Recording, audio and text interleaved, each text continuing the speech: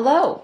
In this screencast, I'm going to walk you through the simple steps of setting up and using Google Hangouts for your video conferencing needs. But first, I'll let the folks at Google tell you a little bit about this useful and free application. These days, getting together takes a lot of planning. Hangouts let you shoot the breeze with whoever's free in the circles you choose. With just a couple of clicks, it feels like you're in the same room with your friends, even if you're miles away from each other. So drop in anytime and say hello. Face to face to face. Doesn't that look like fun? But how can this application work for you and your group? Hangouts can be used for group and community meetings when it is difficult for people to physically gather together. This application can save your group time, save money on gas, and still allow for the high-quality audio and visual interaction of an in-person meeting. Are you interested? Let's look at what individuals will need to do to make a Google Hangout work for your next group video conference meeting. First, you'll need a computer that is microphone enabled. The microphone may be built into your computer or added on. 2. You'll also want your computer to have a camera. Again, this may be built into your computer or you may add one on. Both microphones and computer cameras are relatively inexpensive and can be purchased online or at places like Radio Shack or most any big box store. 3. A Windows operating system of XP or higher or a Mac operating system of 10 or higher. 4. A decently fast connection speed. I'm sorry to say that dial-up connection won't work well for this application. 5. The Google Hangout plugin, which is a simple download that I will take you through in just a moment. And 6. Last but not least, a Gmail account. Assuming that you have all the necessary equipment and connection speed, let's cover that last item first, Gmail. Gmail is the free email application from Google, and you sign up for it just like any other free account. To participate in a Google Hangout, each member must have a Gmail account, but they're free. You'll put in your name, you'll create a password and confirm it, you'll answer a few other questions, and finally, be sure to complete the CAPTCHA screen response at the bottom. This is how Google knows you're a real person and not a robot. The next thing that you'll need is the free Google Hangout plugin. What I suggest that you do is you go to the search screen of your favorite browser and you type in the words Google Hangout plugin, and you will find it here. Click on that and then go ahead and download the plugin. This takes only a few seconds and allows your computer to receive the audio and video for your Hangout conference meeting. You've got the free Gmail account, you've downloaded the free Google Hangouts plugin, and now you're just moments away from being ready to start a Google Hangout. If you are the one who will be hosting the Hangout, gather together all the Gmail addresses of those who will be in your meeting.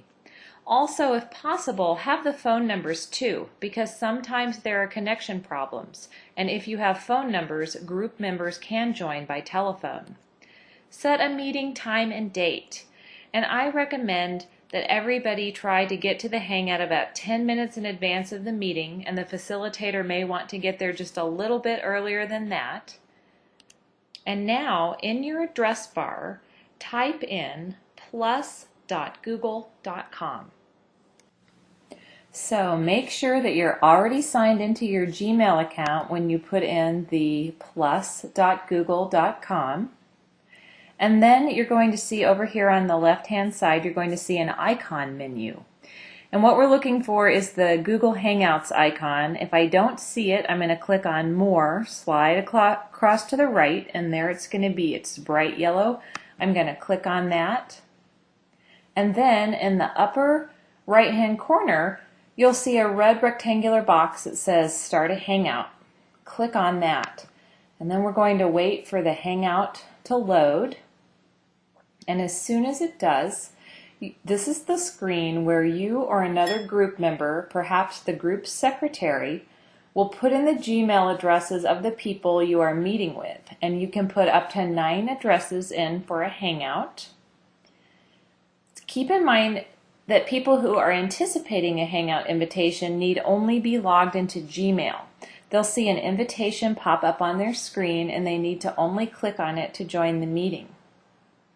People can double up and maybe even triple up on one computer at a central location to talk to others who are far away. And you may have noticed that I have appeared on the screen at the bottom, and you can see that there's room for another person to be sitting here beside me.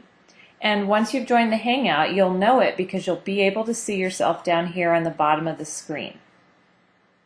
Now, if a person is having persistent audio or video problems, or if they want to join the meeting and they can only do so by telephone, up here where it says plus telephone, you can click on that and you can put in phone numbers with area code.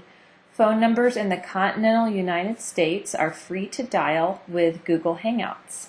Here is a muted video of a Hangout in action.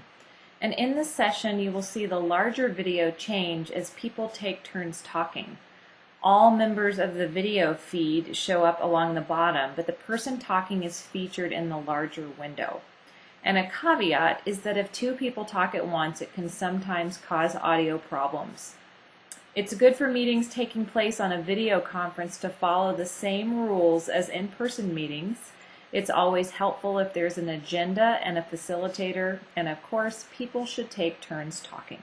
Google Hangouts does have a few limitations or challenges, but they're small compared to the benefits. One thing that you can't do with Google Hangouts is record the meeting from the Hangout software. However, you can use another device to do that if that's required for the meeting that you're in. You cannot mute other members. So again, be aware of taking turns talking and try to cut out any background noises during a Hangout session. It's a little frustrating sometimes if your audio or video gets disconnected or won't connect properly at the beginning. Usually you just need to rejoin the Hangout or restart your computer and you'll be able to connect. And if this fails, you can still connect to the group through the telephone option. Google designed Hangouts as a social tool, but it can be used for meetings as well as for fun. If it makes you more comfortable with Hangouts, try practicing with just one other person before you try it with a group. If you get stuck, use your browser search to type in Google Hangouts Forum, and you will likely find an answer to your issue, or you may post it as a question. I hope that you'll try Google Hangouts in your group and see what a fun and practical way it is to connect and have a video conference meeting for free.